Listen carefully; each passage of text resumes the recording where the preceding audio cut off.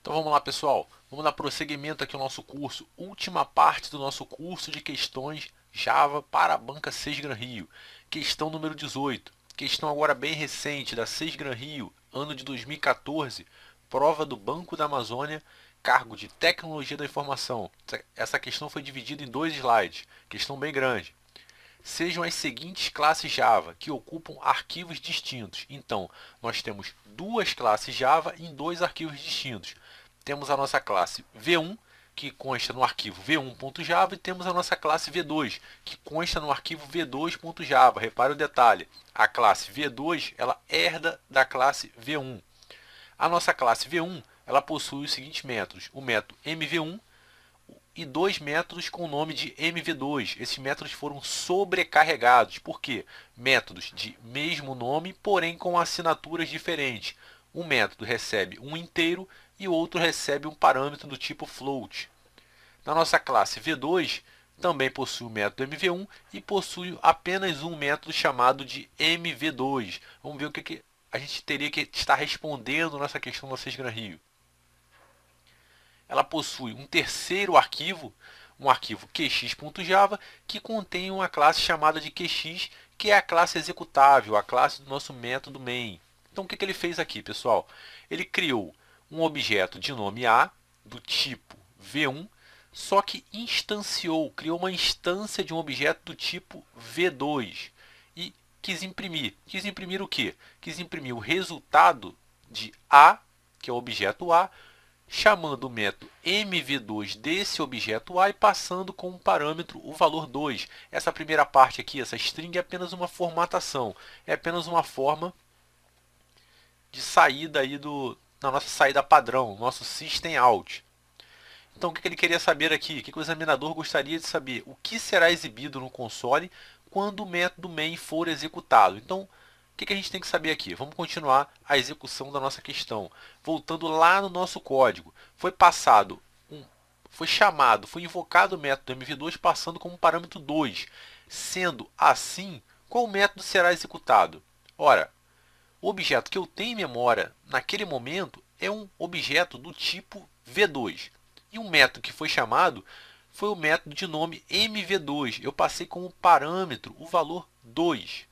Ora, na nossa classe V2, que é a classe a qual o objeto nós temos em memória naquele momento, ela não possui nenhum método que recebe como parâmetro inteiro. Repare, esse método mv2 que consta na classe V2, ele recebe um parâmetro do tipo float. Logo, o método que será invocado será o método de nome mv2 que consta na classe V1 e que recebe um parâmetro do tipo inteiro. Ora, o que será retornado aqui? O valor de x é o valor que eu passei como parâmetro, logo o valor 2. Então, o retorno desse método será 2 mais o resultado do método mv1. Agora, pessoal, qual método mv1 será chamado? Método mv1 da classe v1 ou da classe v2?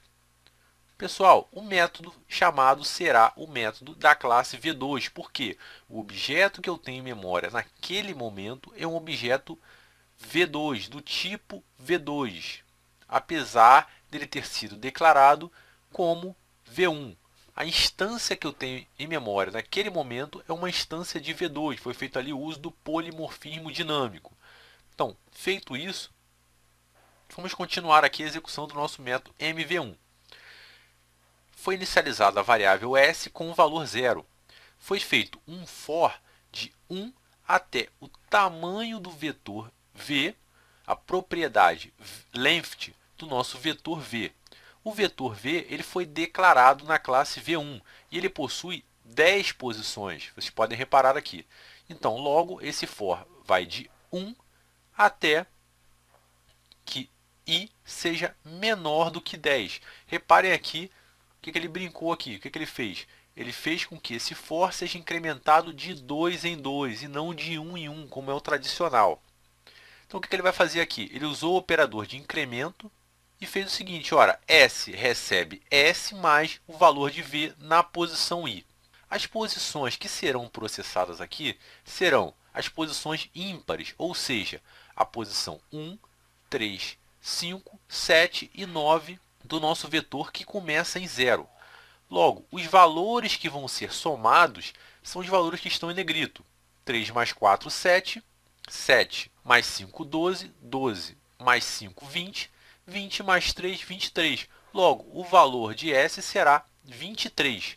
Ora, o resultado no método MV2 ele era o quê? Ele era o valor de x, que valia 2, que foi o valor que eu passei como parâmetro, mais o resultado do método MV1, que a gente acabou de ver que é quanto? É 23. Logo, o resultado final dessa questão será 25. Questão bem tranquila, bastava apenas a gente ter um pouquinho de atenção no nome dos métodos e prestar atenção também com os dois tipos de polimorfismo que foram feitos aqui nessa questão.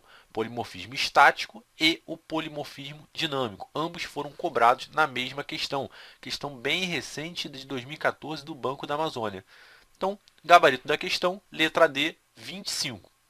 Bom, antes de introduzirmos a nossa próxima questão, antes de apresentarmos a nossa próxima questão, é preciso a gente explicar um pouquinho desse assunto, que é Design Patterns. Bom, pessoal, no próprio Prova de TI, já existem aulas teóricas sobre esse assunto, sobre o assunto Design Patterns. O que eu vou estar fazendo aqui é apenas uma breve revisão bem rápida sobre os padrões de projeto que foram cobrados nessa questão. Por que coloquei essa questão no nosso módulo? Porque é uma questão que fala de Design Patterns e também fala de Java. Então vamos começar explicando quais são os padrões de projeto cobrados, exigidos do candidato nessa questão. O primeiro é o padrão estrutural bridge. E qual é a definição clássica, pessoal, desse padrão estrutural bridge? Ele desacopla uma interface de sua implementação de forma que elas possam variar de forma independente, ou seja, aquela interface ela vai caminhar de forma diferente, de forma separada de sua implementação.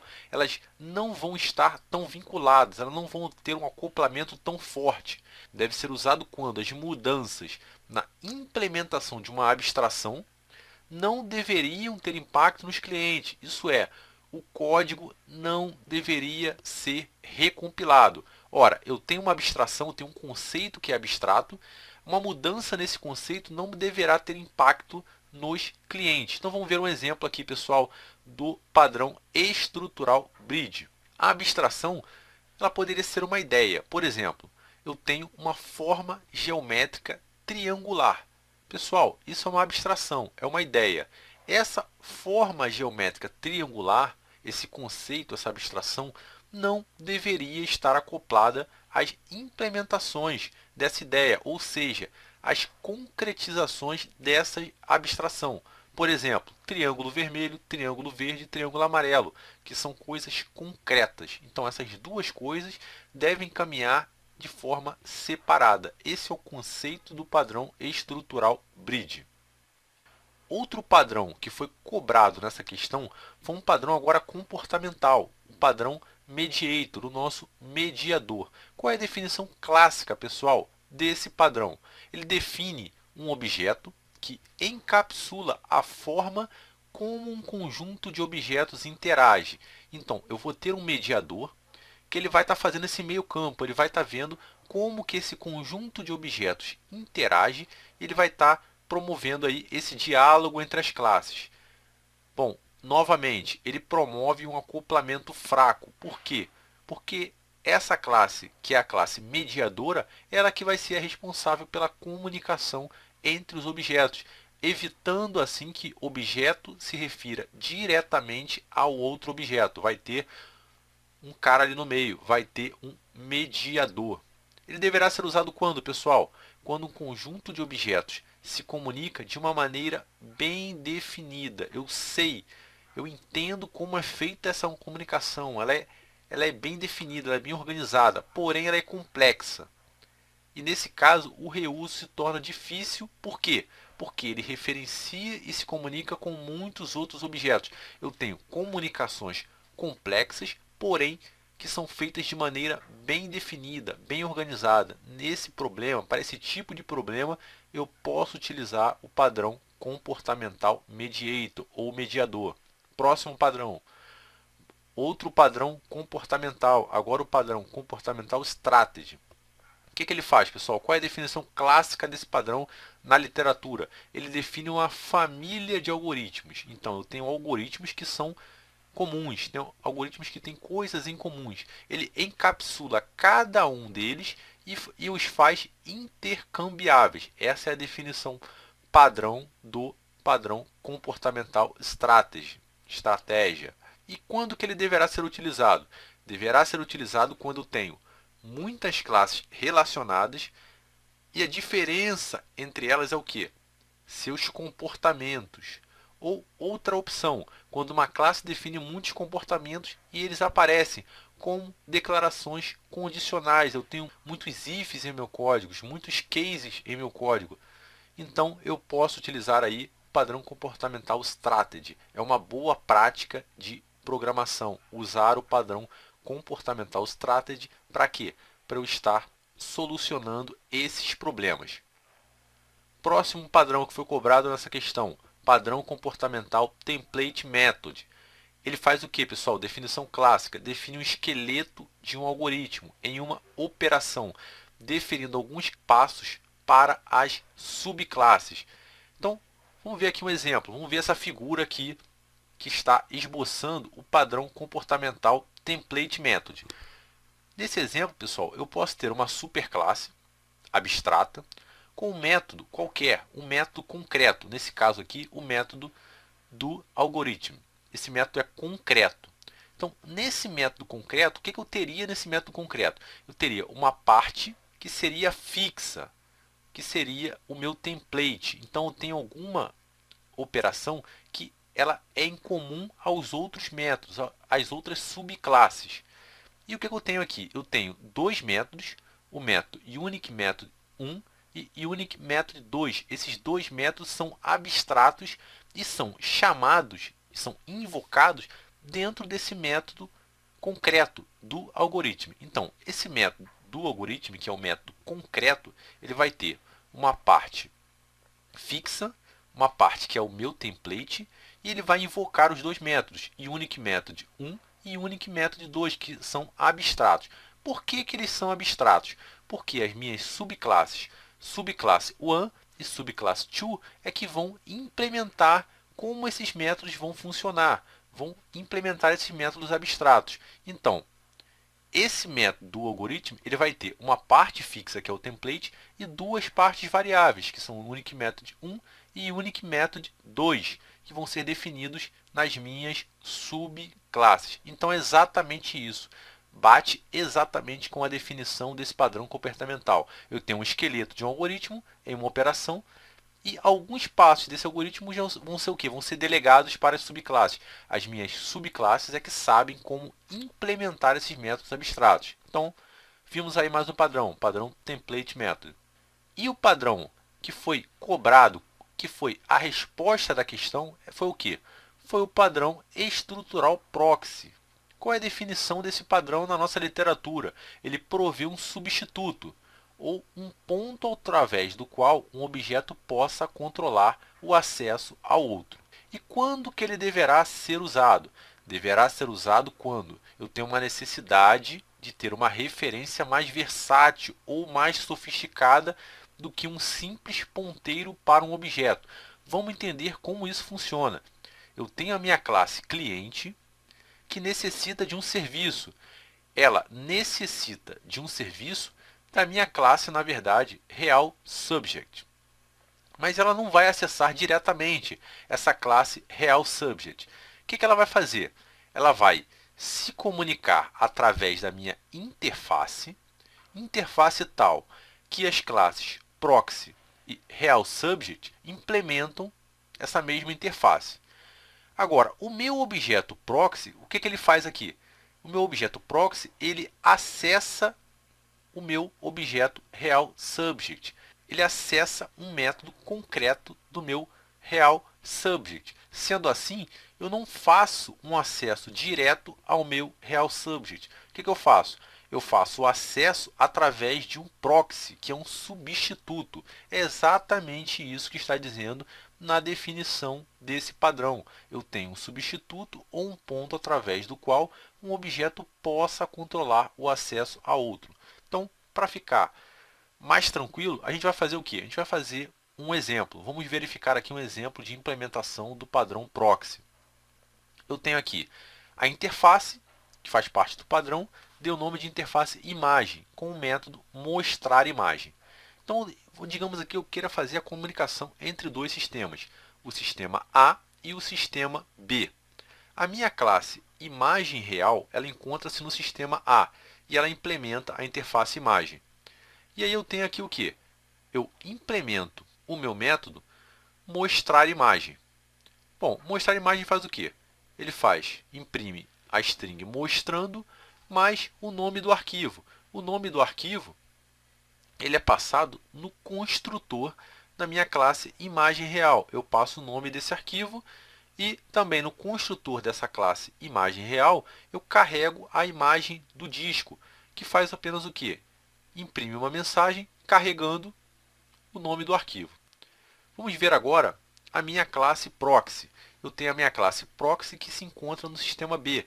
O nome dessa classe é imagem proxy e ela implementa também a interface imagem. Lembrem lá na nossa explicação, ambas as classes implementam a mesma interface. Sendo assim, classe imagem proxy também implementa a interface imagem. Tenho novamente aqui os atributos nome do arquivo e imagem. Eu tenho o construtor do imagem proxy que eu passo o nome do arquivo. E eu tenho o método mostrar imagem nessa classe proxy. Mas o método mostrar imagem da minha classe imagem proxy, o que ela vai fazer? Ela vai verificar se a imagem é nula. Se a imagem for nula, eu vou carregar uma imagem. Mas eu vou carregar um objeto do tipo imagem real, que é o meu objeto real, passando o nome do arquivo e vou invocar o método mostrar imagem. Já na minha classe exemplo proxy, que naquele diagrama de classe seria a minha classe cliente, eu tenho o método main. Aí o que eu faço aqui? Eu crio dois objetos, imagem 1 e imagem 2, do tipo imagem.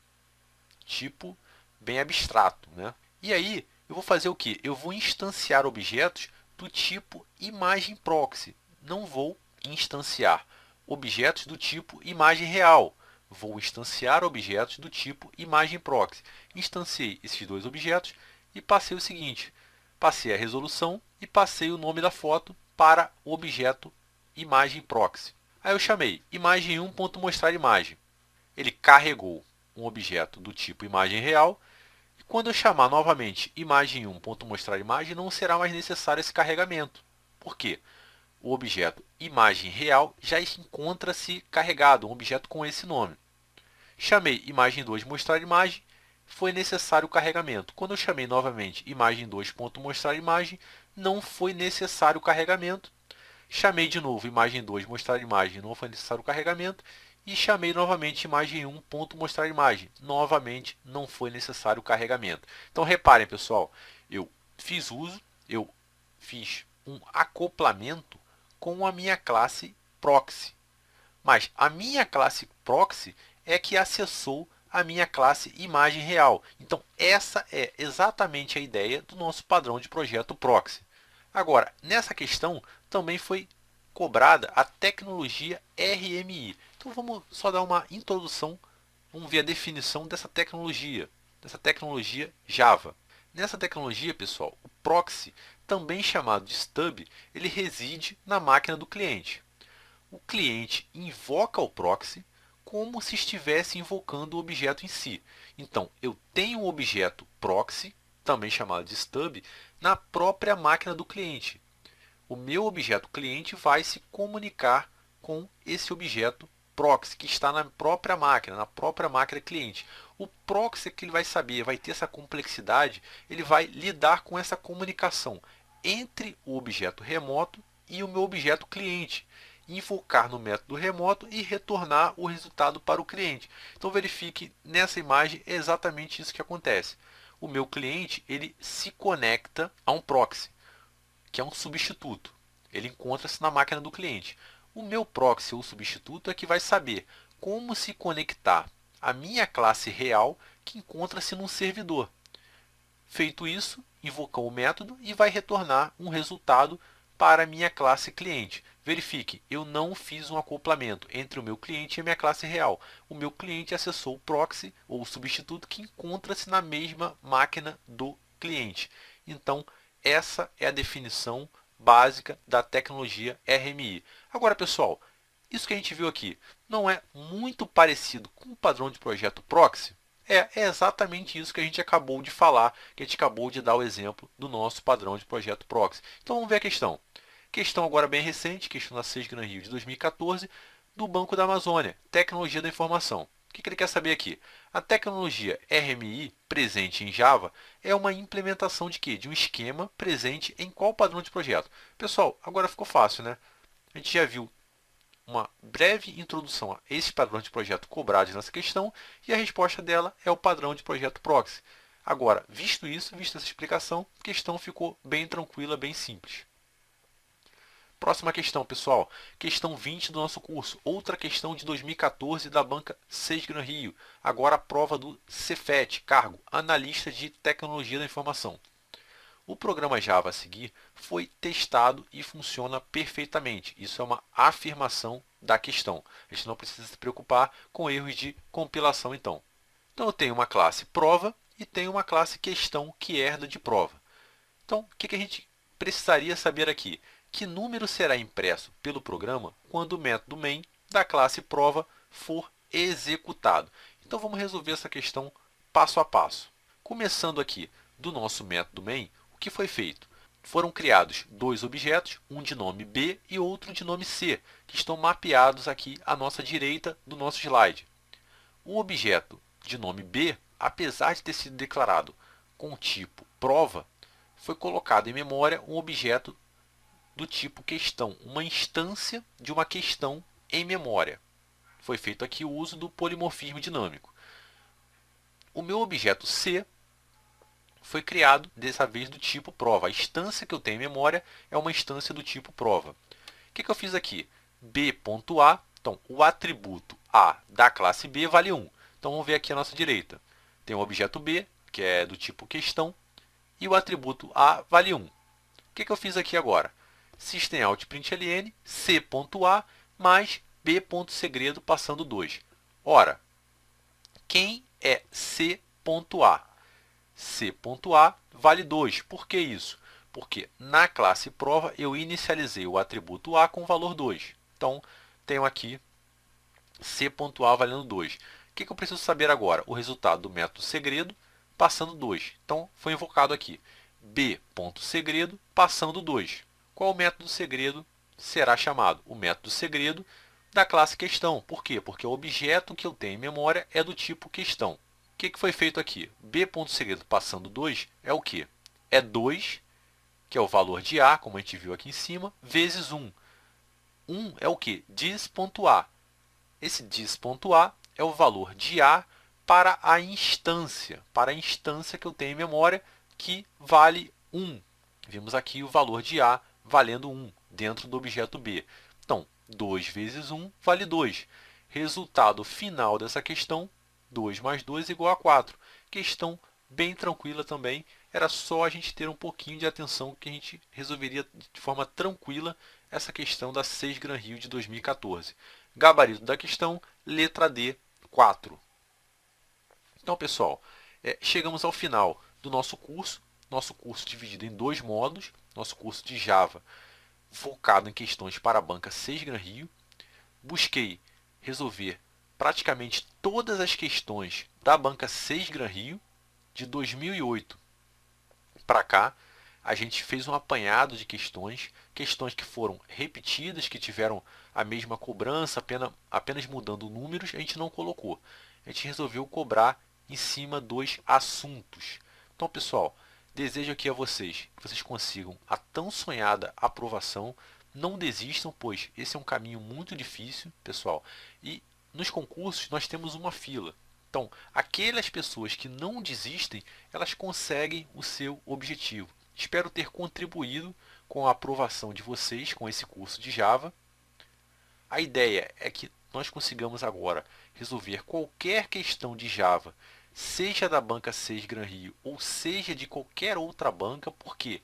porque a Sage Gran Rio é uma banca das mais inteligentes. É uma banca que cobra questões de uma forma muito bem elaborada, questões que descem o nível, questões bem complexas. Então, outras bancas para o assunto Java geralmente cobram esse assunto de forma mais superficial. Então, a gente resolvendo as questões da Sage Gran Rio, principalmente aquelas mais complexas, a gente consegue também resolver as questões de outras bancas, questões do CESP, questão do FCC, questões da ESAF, dessas principais bancas que realizam os concursos aí a nível Brasil. Então espero ter ajudado, pessoal. Agradeço os comentários, agradeço aí o contato de vocês, os elogios e também algumas possíveis críticas. Espero que vocês consigam a tão sonhada aprovação. Meu e-mail está aqui embaixo, é professor.verrez@gmail.com. Para qualquer dúvida, pessoal, para qualquer ajuda em elaboração de recursos, dúvidas sobre o curso, sugestões sobre os novos módulos a serem lançados, podem ficar tranquilos, podem enviar e-mail sem problema que eu vou estar respondendo a vocês o mais breve possível. Aqui também no final do material temos uma lista de discussão que foi criada para a gente estar discutindo aí algumas questões mais específicas de Java ou dúvidas de concursos em geral. É professor_verreis@googlegroups.com. Então, espero que vocês tenham gostado desse curso e espero que vocês continuem comprando os cursos do Prova de TI, pois a qualidade é indiscutível. Até mais, pessoal. Até a próxima e foi um prazer.